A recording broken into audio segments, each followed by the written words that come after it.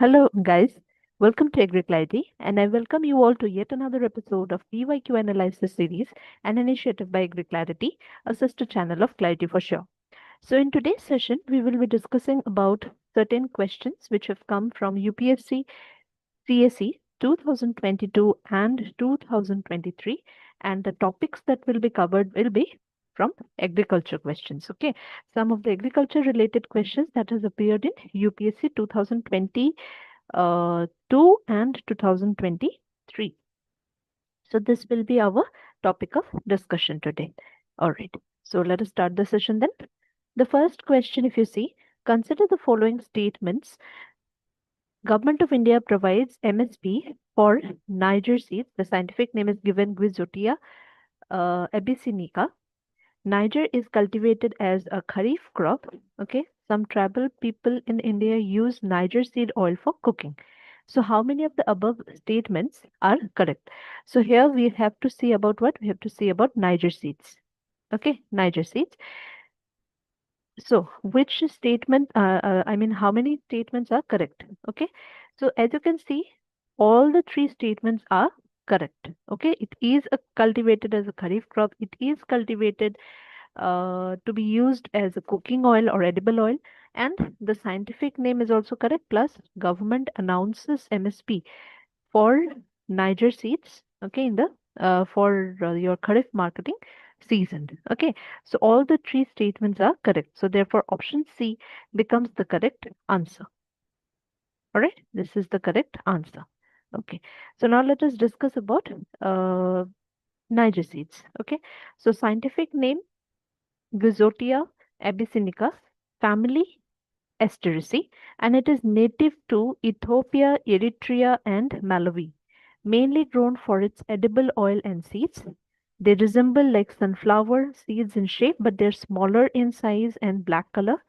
Another typical physical feature is that adherent seed coat. Okay, adherent seed coat, and such seeds they can be stored up to a year without deterioration.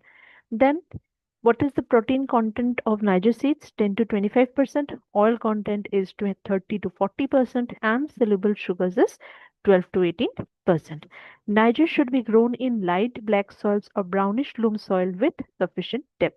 Okay, so this certain discussions we have seen regarding the biology of Niger seeds. Okay, now if you see about the MSP which is announced by the government regarding Niger seeds, highest absolute increase in MSP over previous year, that means 2024-25.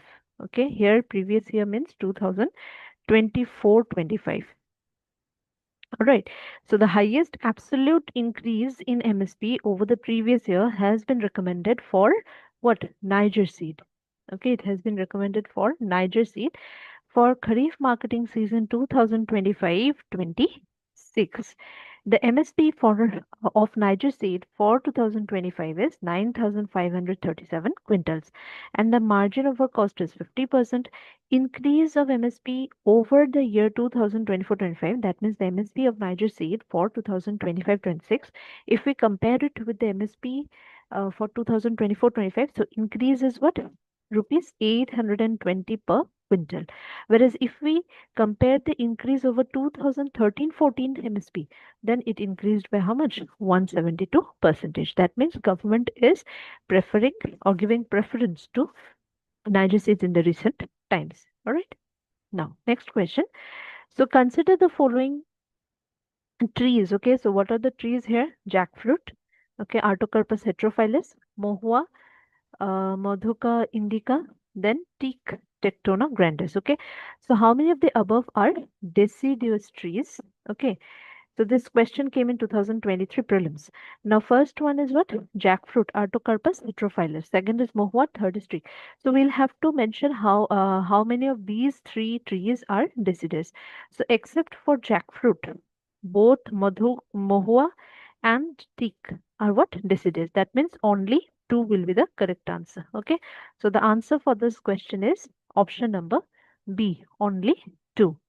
Now here I have presented to you a list of trees which are deciduous and which are evergreen, like your teak, sal, sisam, mohua, amla. Okay. then semul, kusum, sandalwood, bale, polash, Khayr. Okay, these are all your deciduous trees. Whereas evergreen trees are like ebony, mahogany, okay, rosewood, chinchona, then mango, kapok tree, rubber tree, coconut, jamun, figs, avocado. These are all your evergreen trees. Okay, let's move to the next question. Question number 3. So you see, which of the following organisms perform waggle dance? Okay, perform waggle dance for others of their kin to indicate the direction and distance to a source of their food. So which organism performs waggle dance? Okay, this was asked in 2023 prelims. So whether it's butterflies, whether it's dragonflies, whether honeybees or wasps. So the correct answer to this question is your honeybees, right? So therefore, option number C is the answer to this particular question, right?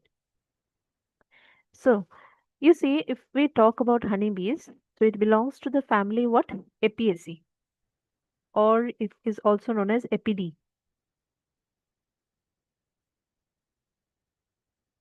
Okay, Apidae. So Apidae.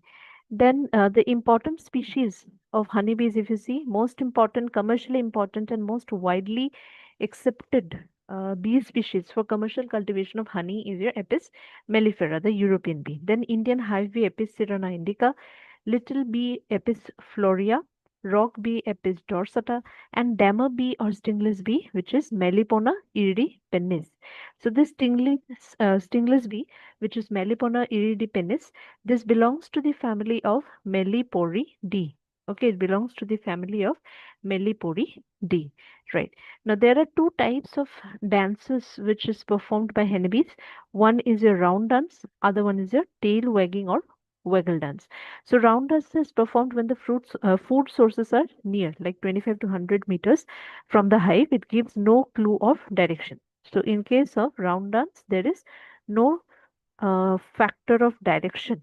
Okay, there is no factor of direction, right? Okay. Then if you see tail wagging or waggle dance, this is performed when the food sources are far away. Okay, it tells about the direction and also the amount of energy which is needed to reach the food source. And this amount of energy, okay, this is determined by the number of circuit, like the like the bee would move right in this way. Okay, so then number of circuit that it makes in this way, they will be estimating the amount of energy. Suppose 8 to 9 circuits in 15 minutes. Okay, 8 to 9 circuits in 15 minutes, then it is like 200 meters away. Okay, so in this way they will determine the amount of energy, and amount of energy gives what? Amount of energy gives the distance. Okay, amount of energy gives the distance, right? Okay. Next, we'll talk about the next question with reference to the role of biofilters in recirculatory aquaculture system. Consider the following statements. Biofilters provide waste treatment by removing eaten fish feed. Then, biofilters convert ammonia present in fish waste to nitrate. And the third statement is biofilters can increase phosphorus as a nutrient for fish in water. So, how many of these statements given above are correct? So, we'll have to say how many are correct. Okay, so if you see whether option number 1, 2, 3, which of these are correct? Actually, option number 1 is very correct. Okay, it removes uneaten fish feed. This is correct statement. Then option number 2, if you see biofilters convert ammonia present in fish waste to nitrate, absolutely correct. And number 3, biofilters increase phosphorus as a nutrient for fish and water. No, this is wrong. Biofilters, what they do, they reduce both nitrogen and phosphorus. Okay, nitrogen as in ammonia and phosphorus. So therefore, only two statements is correct. So our answer is answer number B.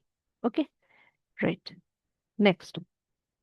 Here you see regarding we'll talk about recirculatory aquaculture system. Now you know that recirculatory aquaculture system has been given very much importance under what? Pradhan Mantri Matsya Sampada Yojana, isn't it? It's a very important component under Matsya Sampada Yojana. And even you have seen that this RAS, recirculatory aquaculture system, is also very prominent component under Pradhan Mantri Matsya Kisan Sah Yojana. Yes? Yeah. So this is a part of the sub-scheme of Matsya Sampada Yojana as well, right? In the innovative technology part. In the innovative technology part of this sub-scheme of Sah Yojana, so there you will see this circulatory system के लिए भी एक कुछ provisions है. ठीक है? Okay, let's see about what is this recirculatory aquaculture system. So it is a technology where water is recycled and it is reused, okay, after mechanical and biological filtration and removal of suspended matter and metabolites. So this method is used for high density culture of various species of fish utilizing minimum land area and water. First thing that we reuse and recycle the water both by mechanical and biological filtration. Secondly, it is what it is used for high density culture of various fish, right? And so that we will utilize what minimum land area and water. Why minimum water? Because we're reusing the water, we're recycling and reusing the water, right? So recirculatory systems, they filter and clean water by recycling it back to fish culture tanks. The technology is based on the use of mechanical and biological filters, and the method can be used for any species grown in aquaculture. The reconditioned water circulates through the system, and not more than 10% of the total water volume, this point is very important, not more than 10% of the total water volume is replaced daily. Okay, so only up to 10% is only replaced daily. Then next you see the numerous filter designs are used in recirculatory systems. Now, what is the use of filtration? What is the use of these filters? To remove metabolic waste, excess nutrients, solids from the water, and to provide good quality water for the aquatic organism, right? So that is the purpose of this. Three, four things are the purpose of filtration in RAS, right? Purpose of filtration. What is it? Number one, to remove metabolic waste. Number two, excess nutrient. Number three, solids from the water. Number four is good quality water for the aquatic organisms. Now, accordingly, we use biofilters in your recirculatory aquaculture systems. Okay, so what are biofilters? These are key components, okay, for the filtration of water in a circulatory aquaculture system. Okay, and what are the functions of biofilter? These three are the important functions of biofilter. What the biofilter do is that they convert ammonia which is present in fish waste to nitrate. So ammonia is what? It is toxic to the fish. Okay, ammonia is toxic to the fish. So in biofilter, with the help of biofilter, this ammonia is converted into nitrate, which is non-toxic. Which is non-toxic. Okay, so how it will do? You see that this biofilters, they act as a substrate on which the nitrifying bacteria grow. These bacteria consume ammonia to nitrate ultimately. Okay. Next, also they remove uneaten fish food, right? Fish fecal matter, growth of algae and other organisms which would otherwise contaminate the water. This can also be used to reduce the phosphorus levels, not increase. Okay, it is to reduce the phosphorus levels. So I hope it is clear about biofilters. Next question. System of rice intensification of cultivation in which alternate wetting and drying of rice fields is practiced results in what? Reduced seed requirement, absolutely correct. Reduced methane production, absolutely correct. Reduced electricity consumption, absolutely correct. So select the correct answer using the code given below. This was in 2022 prelims. So if you see, the answer to this question will be what? All the three statements are correct. Okay, all the three statements are correct, because you see it reduces the seed requirement, it reduces the methane production, it reduces the electricity consumption as well. Okay, right. Now here you see about a system of rice intensification. Okay, so this technique was invented by Father Henry Laulini in Madagascar in 1983, and it saves about 20 to 25% water. So the total water use efficiency is improved by 52%, and irrigation water efficiency is improved by 78%. Only 100-meter square nursery area is sufficient for planting in 1 hectare area, and transplanting can be done in 11 to 12 days after sowing. The seed rate is also very less, 5 to 6 kgs. In conventional system, we have 80 to 100 kg seed, isn't it? We require. And here you see, if you see in Sri, this is only 5 to 6 kgs. Reduces methane emission by up to 70%. Why? Because of the alternate wetting and drying. Also enhances carbon sequestration. Reduces the net greenhouse gas emissions per hectare by an average of 20 to 40%. Okay. So these are the advantages of Sri method of cultivation of rice.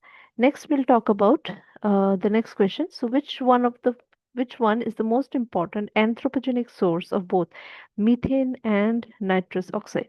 So, if you see whether it's cotton, whether it's rice, whether it's sugarcane, whether it's wheat, or whether it's yeah, these are the four questions: cotton, rice, sugarcane, and wheat. So, which is the most important anthropogenic source of methane and nitrogen oxide and nitrous oxide? So answer to this question will be option number B. It is rice. Okay, answer to this question will be option number B, that is your rice. So let's discuss about this. So according to the Global Methane Assessment, okay, which was done jointly by UNEP, that is United Nations Environment Program, and Climate and Clean Air Coalition. So they've revealed that anthropogenic sources of methane, okay, they account for 60% of the total methane emission, and out of this 60%, 90% comes from these three sources: agriculture, fossil fuels, and waste. And as the figure suggests, agriculture is by far the highest contributor, right? Okay, so agriculture is the by far the biggest source of anthropogenic methane, with about 32% of the total emissions originating from enteric fermentation and also manure management. Plus, the remaining 8% hai, it comes from where? Rice cultivation. Okay, that is where this question came from. Cattle is also an enormous contributor that accounts for more than 70% of the total livestock emissions. Okay, right. So I hope the questions are clear till now. Let's move to the last question for the day with reference to Gucci. With reference to Gucci, sometimes mentioned in the news, consider the following statements. It is a fungus. It grows in some Himalayan forest areas. It is commercially cultivated in the Himalayan foothills of northeastern India. So, which of the statements is correct in here? Okay, so that is first one is your fungus. Yes, obviously it is a fungus. Then it grows in the Himalayan forest areas, absolutely, but it is not commercially cultivated. Okay, Gucci cannot be cultivated commercially. It grows in nature only, right? So, which are the statements correct? So, 1 and 2 are correct. That is again option number C.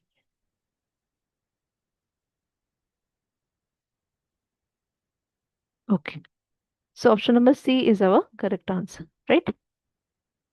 So, Gucci mushroom belongs to the family of Morchelaceae of the Ascomycota, and it is also known as morel, one of the most expensive mushroom in the world, but it cannot be cultivated commercially.